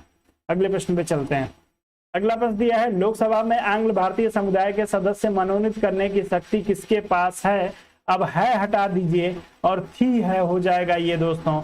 आप लोग बताएंगे कि जो है वो लोकसभा में जो शक्ति किसके पास थी, और दूसरा आपको बताना है दोस्तों इसे किस संविधान संशोधन द्वारा, आप लोगों को बताना है कि किस संविधान संशोधन द्वारा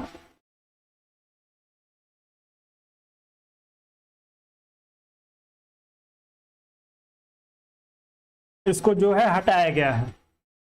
चलिए संविधान संशोधन बताइए। आप सभी को पता है दोस्तों कि राष्ट्रपति के पास थी, राष्ट्रपति जो है लोकसभा में 2 आंग्ल भारतीय सदस्यों को जो है वो मनोनीत कर सकता था, लेकिन अब इसमें जो है वो संविधान संशोधन कर दिया गया है। आप लोग जो है अपना उत्तर संविधान संशोधन के लिए भेजिए। चलिए किस अनुच्छेद में इसकी व्यवस्था थी वो भी आप लोग बताएंगे, अनुच्छेद भी बता दीजिएगा कि 2 आंग्ल भारतीयों के मनोनयन का राष्ट्रपति का जो पावर था वो किस अनुच्छेद में दिया हुआ था।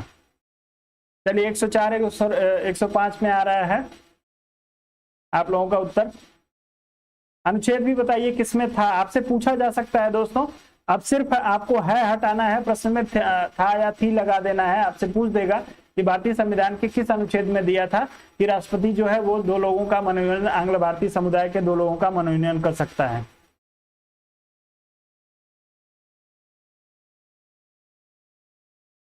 चलिए तो दोस्तों संविधान संशोधन है आपका 104 104वें संविधान संशोधन के माध्यम से है जो है आपके आंग्ल भारतीय समुदाय के सदस्यों का जो मनोनयन है अब प्रतिबंधित कर दिया गया है। अब जो है इसको आगे जारी नहीं रखा जाएगा। अब आंग्ल भारतीय सदस्यों का जो है मनोनयन नहीं होगा। 104वां संविधान संशोधन आप लोग याद रखेंगे 25 जून 2020 के बाद से जो है इस व्यवस्था को समाप्त कर दिया गया है। तो आप लोग ध्यान रखेंगे। अब इसके बाद से आप लोगों को बिल्कुल इसमें कहीं भी भूलना नहीं चाहिए, लेकिन फिर भी आप लोगों को याद रखना है दोस्तों। मैंने आप लोगों से अनुच्छेद पूछा था, तो इसमें जो आपका अनुच्छेद हो जाएगा दोस्तों वो आपका हो जाएगा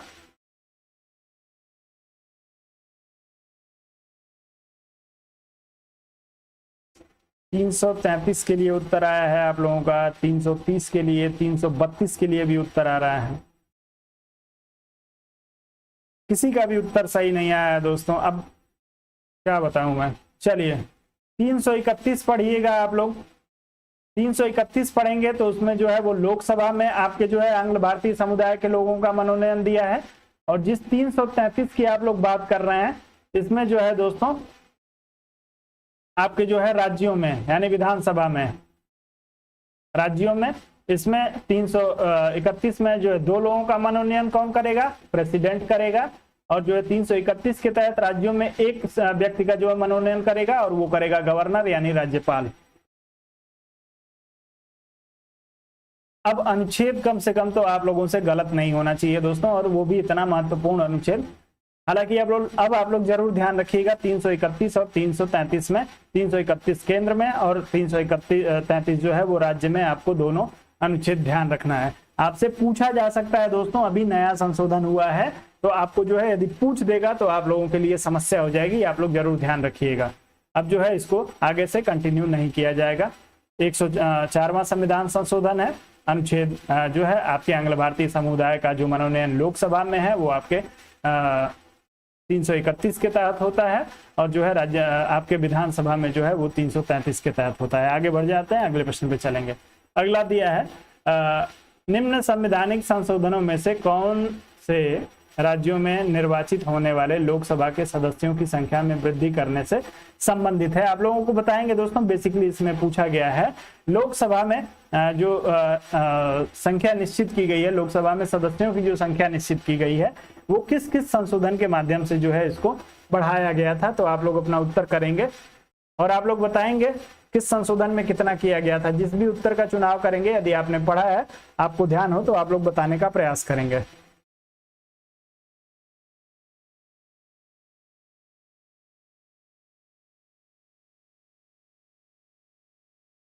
चलिए, सी विकल्प के लिए उत्तर आप सभी का आ रहा है। तो दोस्तों, यदि हम 7वें संशोधन की बात करें तो 7वां संशोधन जो आपको हुआ था आपके 1956 में हुआ था, 1956 में। और इसमें जो कुल संख्या निश्चित की गई थी वो आपका 520 निश्चित की गई थी।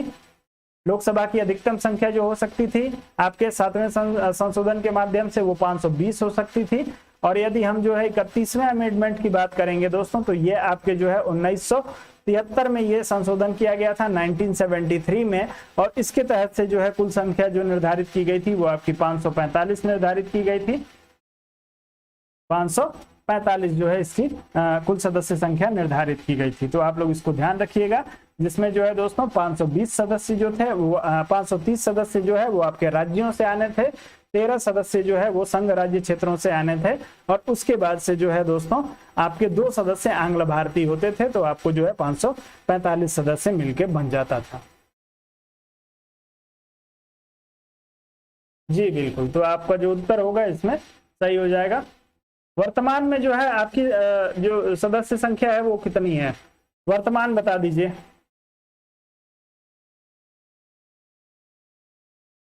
वर्तमान के लिए आप लोग उत्तर करेंगे दोस्तों अपना। वर्तमान में जो है लोकसभा की अधिकतम संख्या कितनी है, सभी लोग उत्तर करेंगे।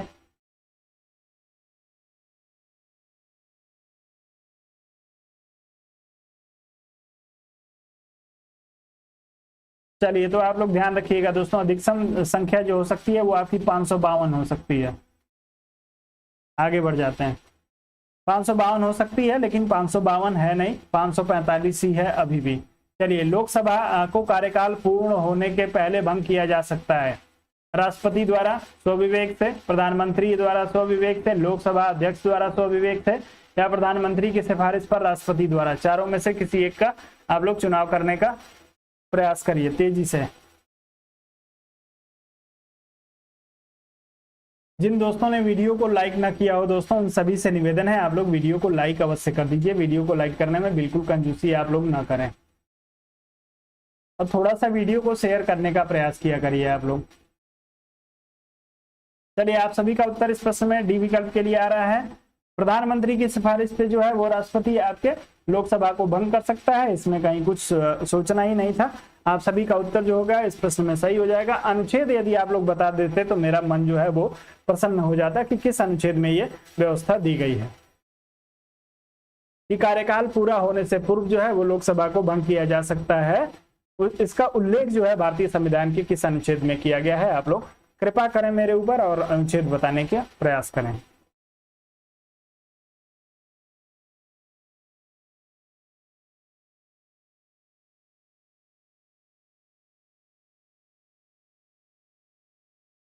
चलिए, कोई बात नहीं है।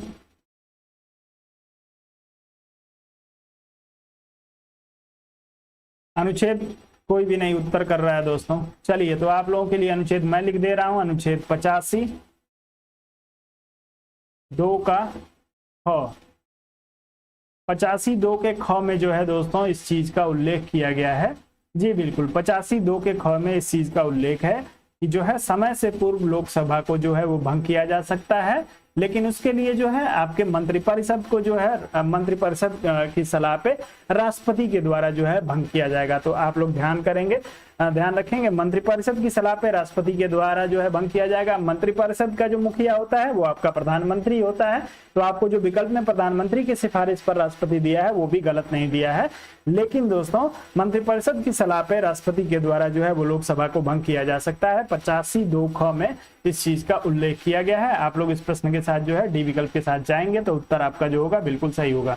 अगले प्रश्न पे चलते हैं। अगला प्रश्न दिया है, लोकसभा का कोरम कुल सदस्य संख्या का कितना होता है? आप लोगों को बताना है दोस्तों। कोरम के लिए आप लोग उत्तर करेंगे 1/3, 1/5, 1/11, 1/10। तेजी से किसी एक विकल्प का चुनाव कर लीजिए और उत्तर कर दीजिए।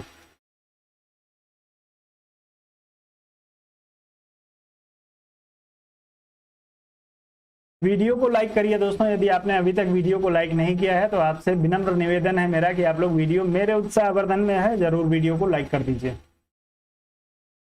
चलिए, तो जो लोग इसमें 1/10 का चुनाव करेंगे दोस्तों, वो कम से कम जो है 1/10 सदस्यों का उपस्थित होना सदन में आवश्यक है।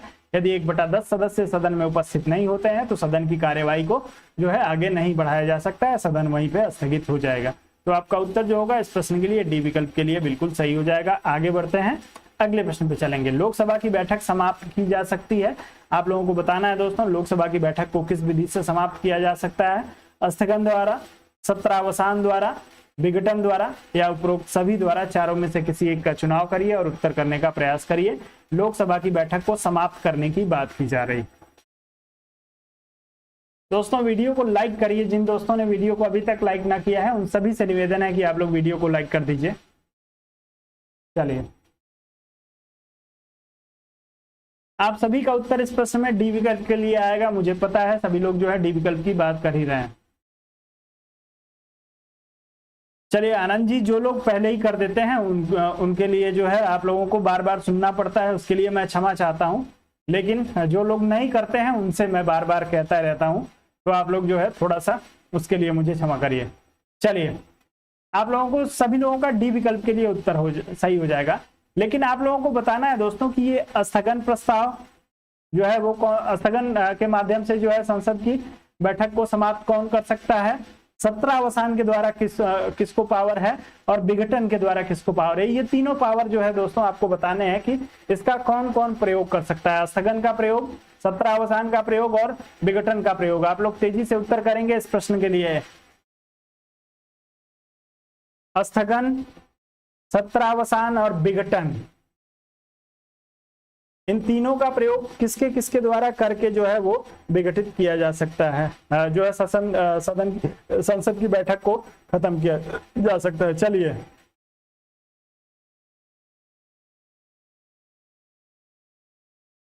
चलें, सुरभि जी का आ रहा है बी सत्रावसान, प्रेसिडेंट। ए के लिए स्पीकर के लिए आ रहा है।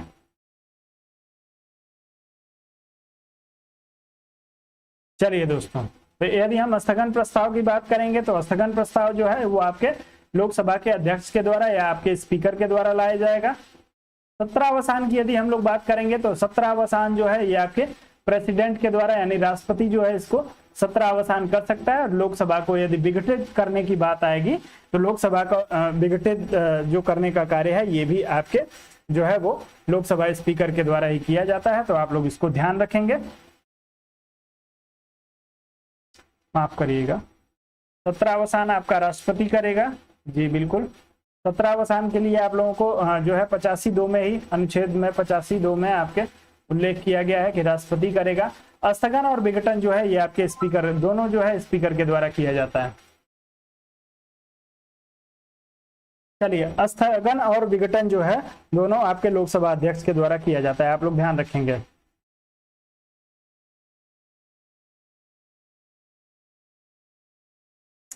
गलत हो रहा है दोस्तों, रुक जाइए एक सेकंड।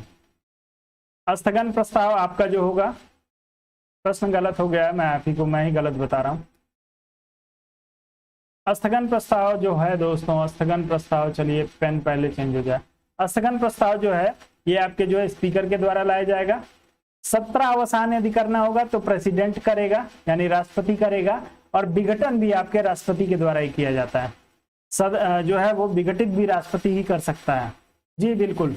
तो दोस्तों सत्र अवसान राष्ट्रपति और जो है विघटन आपका राष्ट्रपति। सिर्फ स्थगन प्रस्ताव जो है यानी स्थगन के द्वारा जो है वो सदन को बैठक समाप्त करने का पावर जो है वो आपके लोकसभा अध्यक्ष को है। बाकी विघटन और सत्रावसान जो है प्रेसिडेंट को है। बिल्कुल, आप सभी का उत्तर जो होगा इस प्रश्न में उपरोक्त सभी के लिए सही हो जाएगा, क्योंकि जो है लोकसभा की बैठक को इन सभी के माध्यम से समाप्त किया जा सकता है। आगे बढ़ते हैं। अगला प्रश्न दिया है लोकसभा का कार्यकाल। आप लोगों को बताना है किसी भी स्थिति में बढ़ाया नहीं जा सकता। एक बार में 6 महीने तक के लिए बढ़ाया जा सकता है। आपातकाल की घोषणा के दौरान एक बार में 1 वर्ष तक के लिए बढ़ाया जा सकता है, और आपातकाल की घोषणा के दौरान एक बार में 2 वर्ष तक के लिए बढ़ाया जा सकता है। आप लोग अपना उत्तर जो है तेजी से करने का प्रयास करेंगे। आपको एक बार में 6 महीना दिया हुआ है, आपातकाल में 1 वर्ष दिया है और आपातकाल में 2 वर्ष दिया है। आप लोग अपना उत्तर तेजी से चुनने का प्रयास करिएगा। जी बिल्कुल, सत्रावसान और विघटन दोनों जो है वो राष्ट्रपति करता है।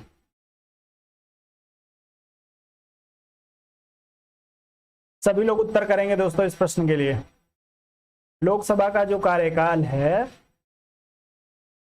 उसकी वृद्धि के संदर्भ में जो प्रावधान है उसके लिए आप लोग उत्तर करेंगे सभी लोग।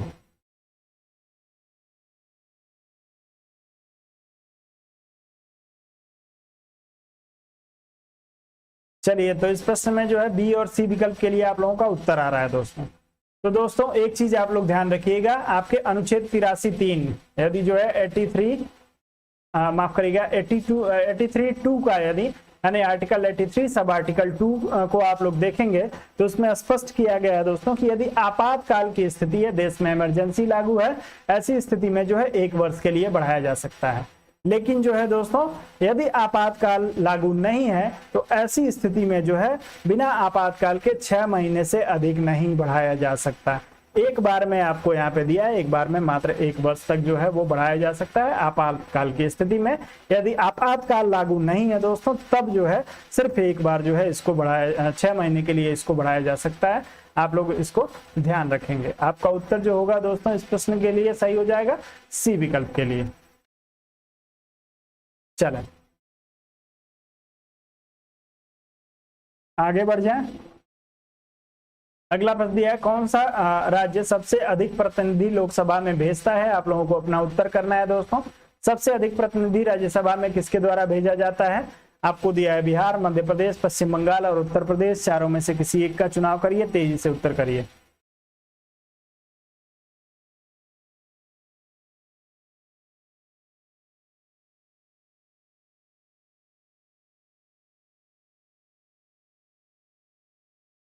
कितने सदस्य लोकसभा में चुन के जाते हैं उत्तर प्रदेश से। आप लोग उत्तर माफ करिएगा, इसमें दिया है लोकसभा में भेजा जाए। जी बिल्कुल, लोकसभा में कितने सदस्य भेज के जाते हैं उत्तर प्रदेश से। आप लोग उत्तर करेंगे, सभी का उत्तर सही हो जाएगा, लेकिन आप लोग उत्तर करिएगा।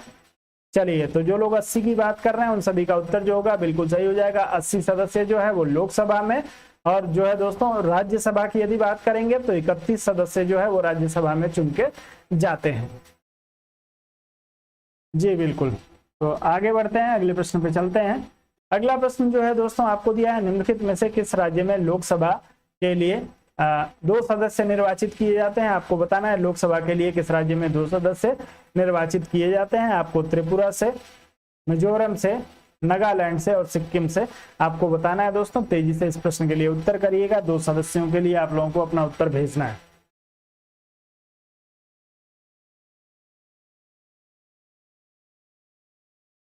लोकसभा के 2 सदस्य निर्वाचित कहां से किए जाते हैं। आप लोगों को उत्तर करना है दोस्तों इस प्रश्न के लिए। चलिए, श्याम बाबू की तरफ से जो है सी विकल्प के लिए उत्तर आ रहा है।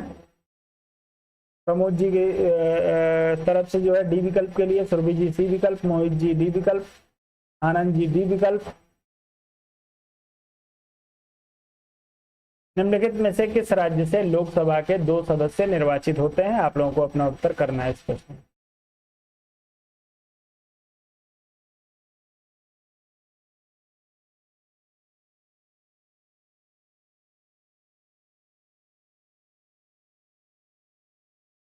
सभी लोगों का उत्तर आ गया दोस्तों, सब लोग उत्तर कर लिए। सी विकल्प और डी विकल्प के लिए आप लोगों का उत्तर आ रहा है। मैक्सिमम लोगों ने सी और डी विकल्प का ही चुनाव किया है।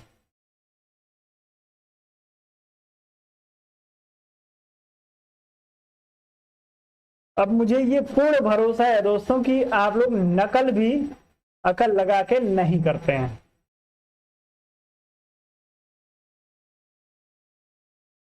आपको प्रश्न में स्पष्ट दिख रहा है, ट्रिक इस पे जो है हाईलाइट किया हुआ है, उसके बाद भी आप लोग नहीं चुन पा रहे हैं। मैं आपको क्लियर कर देता हूं किस किस जैसे जो है 2 सदस्य जाते हैं और कहां कहां से 1 जाते हैं। इसमें जो है त्रिपुरा से आपके 2 सदस्य चुन के जाते हैं लोकसभा में। कम से कम नकल भी तो करना आप लोग सीख जाइए दोस्त, नकल भी आप लोग नहीं करते हैं।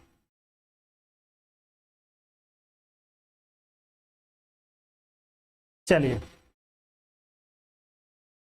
यदि आपके 2 सदस्यों की बात की जाए दोस्तों कि 2 सदस्य लोकसभा में कहां कहां से चुन के जा सकते हैं, तो चलिए, एक तो आपका त्रिपुरा हो गया। त्रिपुरा के बाद बता दीजिए आप लोग।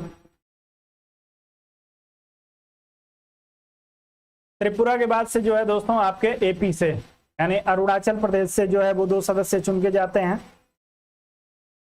मेघालय से 2 सदस्य चुन के जाते हैं। मणिपुर से जो है वो 2 सदस्य चुन के जाते हैं।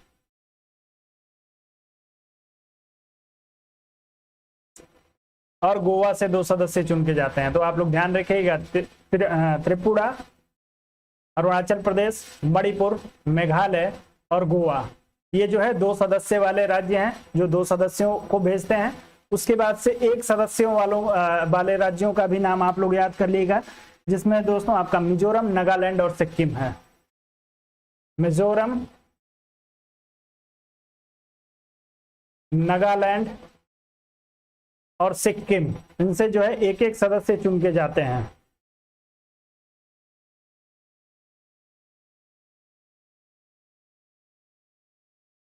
चलिए,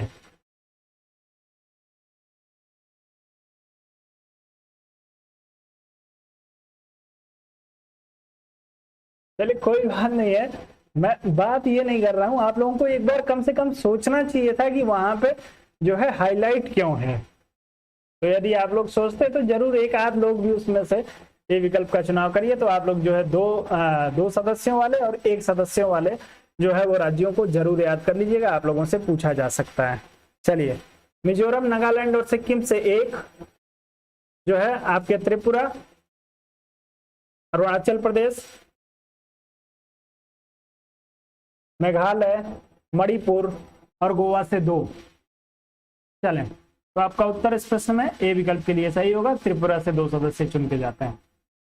अगले प्रश्न पे आ जाए। अगला दिया है, लोकसभा का पहला आम चुनाव कब हुआ था? लोकसभा के पहले आम चुनाव के लिए आप लोग उत्तर करेंगे दोस्तों सभी लोग।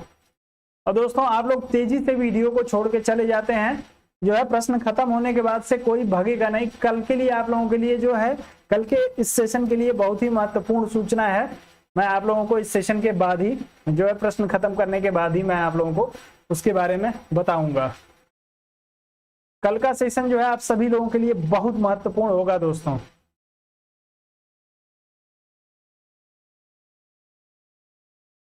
बिल्कुल नहीं एग्जामिनर से कोई उम्मीद होती है दोस्त, ऐसी उम्मीद एग्जामिनर से करना बेवकूफी होगी। तो लोकसभा का पहला आम चुनाव आप लोगों को उत्तर करना है दोस्तों। बिल्कुल, तो लोकसभा का पहला आम चुनाव जो है दोस्तों आपके 1952 में हुआ था, आप सभी को पता होगा। अक्टूबर में जो है दोस्तों 1952 में चुनाव आपका शुरू हुआ था, आप लोग इसको ध्यान रखेंगे।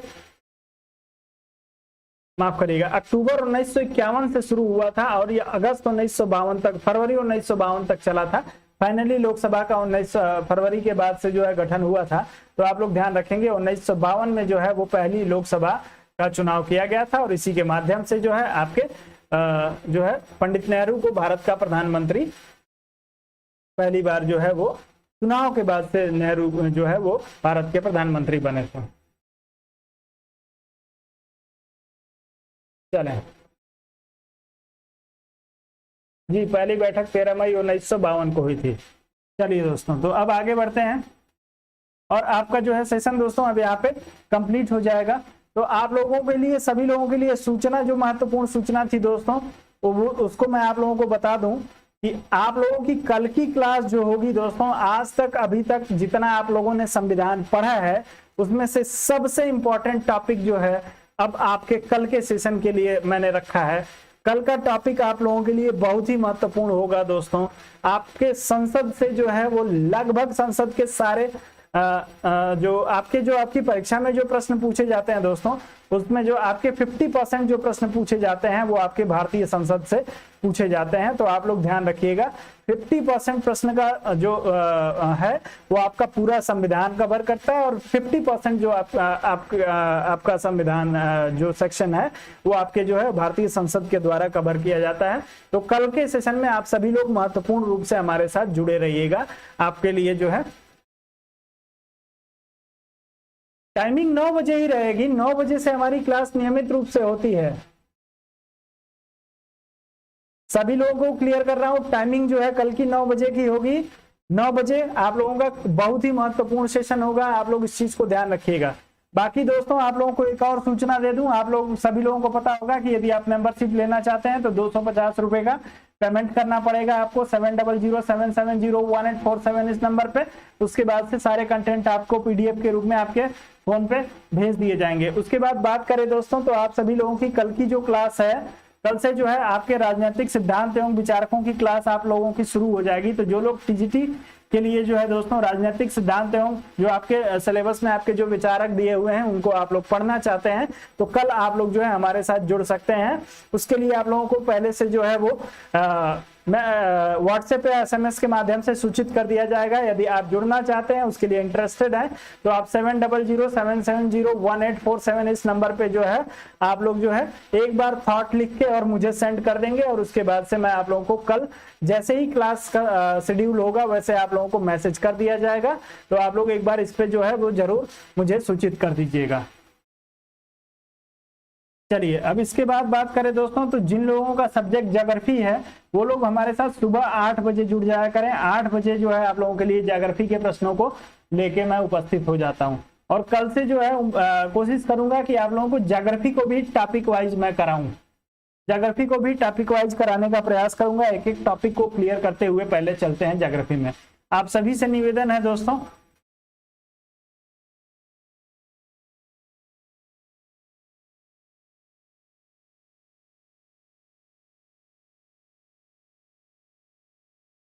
चलिए आनंद सिंह जी हिस्ट्री के क्लास के लिए जो है नीलोत्पल सर समय मैनेज नहीं कर पा रहे हैं, मैं उसकी व्यवस्था में लगा हूं। आप लोगों को जो है बहुत ही जल्दी उसके बारे में स्थायी सूचना दे दूंगा।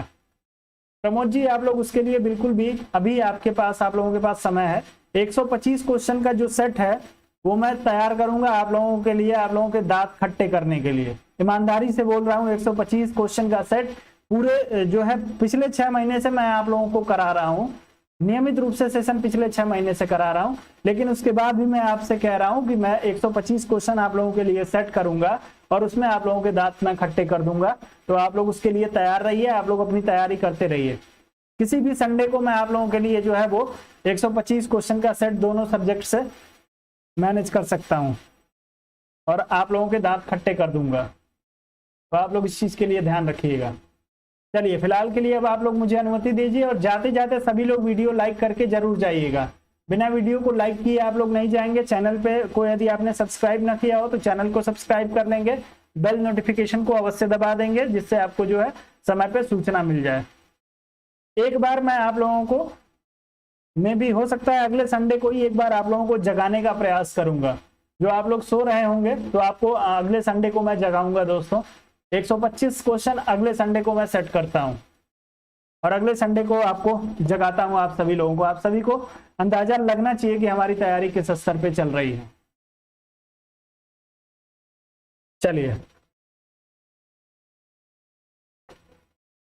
चलिए गुड नाइट विनय जी।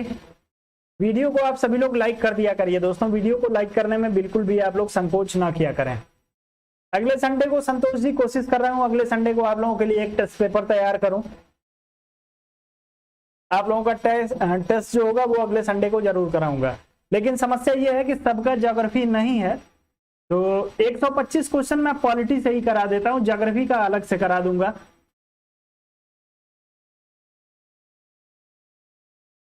टाइमिंग अगले संडे को, अभी आज मंडे है दोस्त, टाइमिंग आप नियमित रूप से हमारे साथ जुड़े रहिए, आप लोगों को टाइमिंग मिल जाएगी। टाइमिंग आपको चैनल पे जो है आप लोगों को सूचित कर दिया जाएगा। बाकी आप लोग जो है मेरे नंबर पे एक बार मैसेज भी कर दिया करिए, आप लोग मैसेज लिख के कर देंगे तो आपको व्हाट्सएप और SMS के माध्यम से भी आपको सूचित कर दूंगा यदि कोई नई चीज लेके आऊंगा तो। चलें, फिलहाल के लिए आप लोग अनुमति दीजिए, वीडियो को लाइक करके जाइएगा, बिना वीडियो को लाइक किए आप लोगों को नहीं छोड़ना है दोस्तों। लाइक करिए और वीडियो को शेयर अवश्य करिए। चैनल को सब्सक्राइब नहीं किया है तो चैनल को सब्सक्राइब करिए। मन लगा के पढ़िए दोस्तों, मैं कुछ भी करूंगा तो आपके अच्छे के लिए करूंगा, ये मैं जो है वो पूरे खुले मन से आप लोगों से कह रहा हूं। जो कुछ भी करूंगा आपके अच्छे के लिए करूंगा। प्रश्नों को यदि आसान लेके आ जाऊंगा तो भी आपके अच्छे के लिए करूंगा, कठिन प्रश्नों को लेके आ जाऊंगा तो भी आपके अच्छे के लिए करूंगा। जो कुछ भी करूंगा बहुत ही सोच समझ के लिए, आपका मार्ग और आसान हो जाए आगे के लिए, वो सब कुछ करूंगा मैं आप लोगों के साथ में। सारे प्रयोग करूंगा जो एक जो है कोच को करना चाहिए अपने ट्रेनियों के साथ में, तो वो सभी जो है मैं आप लोगों के साथ करूंगा। मेरा उद्देश्य है दोस्तों कि हमारे सेशन में जो लोग भी जुड़े रहते हैं नियमित रूप से, आप लोगों का सिलेक्शन कराना मैं चाहता हूं। मेरे दिल से मेरी हार्दिक इच्छा है दोस्तों कि आप लोगों का जो है वो सिलेक्शन हो जाए, लेकिन उसके लिए आप लोगों को ईमानदारी से मेहनत करना पड़ेगा, तभी जो है ये संभव हो पाएगा। मेरी इच्छा तभी पूरी हो पाएगी। मैं हर स्तर पे आप लोगों का जो है वो प्रयास करने के लिए, आप लोगों की मदद करने के लिए जो है वो प्रयास करूंगा, पूरी मेहनत करूंगा। आप लोग जो है बाकी अपने तरफ से जो है आप सभी लोग सोच लीजिए। चलिए, तो कल की क्लास जो होगी दोस्तों आप लोगों को बता दिया है मैंने, कल राजनीतिक सिद्धांत एवं विचारकों की जो क्लास होगी वो आप लोगों के लिए कल पहली क्लास होगी। तो आप लोग जो है जरूर हमारे साथ जुड़िएगा। आप लोगों को इसके लिए भी, जो लोग इसमें जुड़ना चाहते हैं इस क्लास में, उसमें जो है वो लोग मुझे इस नंबर पे एक बार मैसेज कर देंगे। थॉट के लिए आपको लिंक जो है वो प्रोवाइड करा दिया जाएगा। चलिए, फिलहाल के लिए जो है दोस्तों आप अनुमति आप लोग दे दीजिए। कल आप लोगों से मिलता हूं, तब तक के लिए आप सभी लोगों को दोस्तों गुड नाइट, शुभ रात्रि, जय हिंद।